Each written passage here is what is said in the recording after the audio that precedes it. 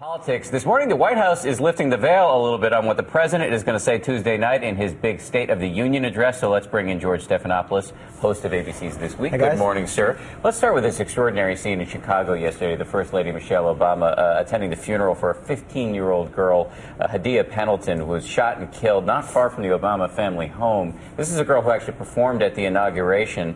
The president sent a personal note to the family promising that he's going to work hard to end the senseless violence. So what's the status of gun control legislation, which we know he's going to talk about on Tuesday one of the night? things I think you'll see the president mention Hadia in the State of the Union on Tuesday night, and you're going to have a whole bunch of House Democrats actually bringing victims of gun violence into the chamber as their guests on Tuesday as well, including Gabby Giffords is going to be there. Right now, though, it appears that a consensus is starting to develop over the idea of expanding background checks, universal background checks, even if you buy a gun at gun shows, where it's going to be more difficult for the president's agenda. It's looking like the assault weapons ban is running into a lot of resistance, even from Democrats in the Senate, and there will be a big fight over whether or not to limit those high-capacity gun magazines. I think that's where you're going to see the focus of the fight going forward. The president is also going to be talking about taxes and the looming across-the-board budget cuts. Any sense of compromise before that sequester kicks in? We're only weeks away. Not right now, and you're right. It's coming on March 1st, and right now Democrats are saying there will have to be revenues to lift the sequester. Republicans are saying no way, no how.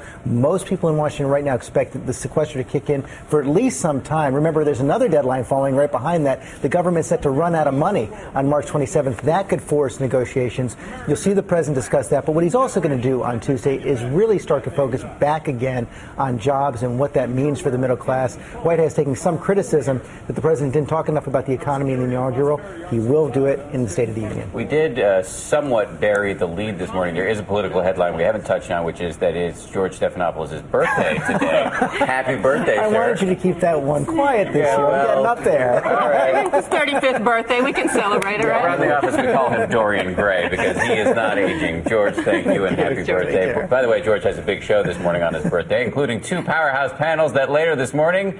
That's all coming up later this morning on This Week with George Stephanopoulos.